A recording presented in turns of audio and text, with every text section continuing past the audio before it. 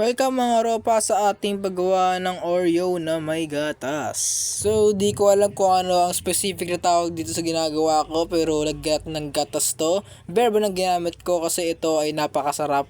At mula bata pa ako iniinom ko na ang gatas na ito mga pare, no. Sa mga nanonood dyan, ito ang bagay sa inyo ha, sa mga di pa nakakapag-subscribe sa akin pero nanonood ng video ko na to.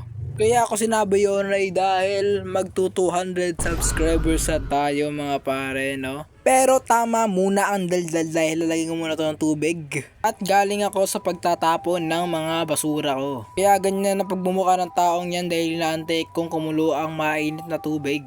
Pero habang nag-aantay akong kumulo ang tubig na yon ay naglagay muna ako ng Oreo na to sa isang container mga ropa, no. 3 Oreo ang nilalagay ko sa isang container na to, no.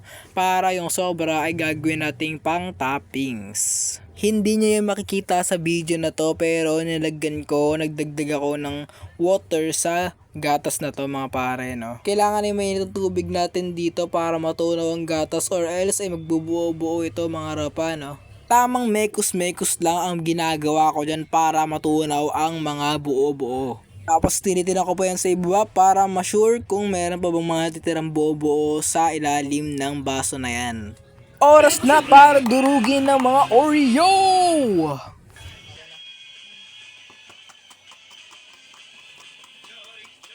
Kung maririnig nyo sa ambience natin kanina ay napakaingay ng paligid, kaya minute ko na lang ito at para marinig nyo ang napakaganda kong boses.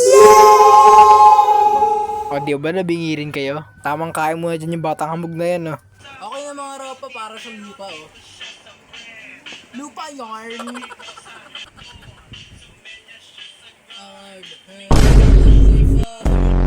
At nilalagyan ko na nga ng abo ng Oreo yung gatas natin dito, no.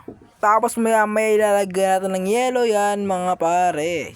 Tamang mekos-mekos lang tong ginagawa natin mga ropa, no. Baliw.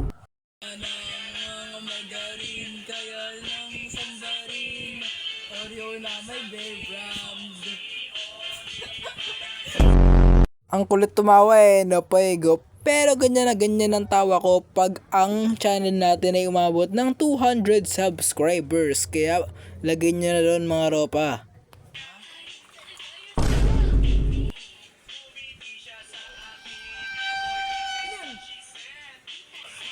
Tikman na natin to pare. Yung wala mo ng toppings mga ropa. Pakita mo yung mukha ko.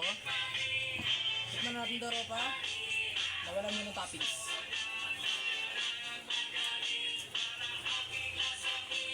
Matamis-tamis po kaya kailangan natin bigyan ng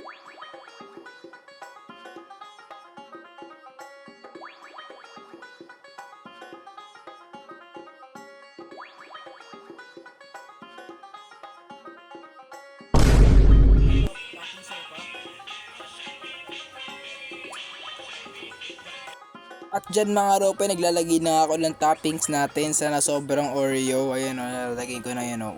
Diba? Diba? Daming abo ng Oreo. Lopa o.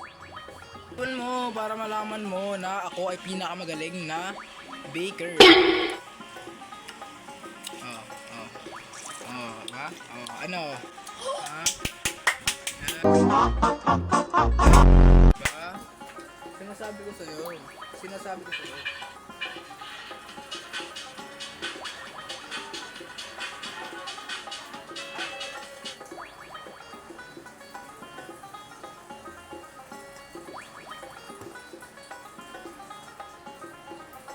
Subscribe pare.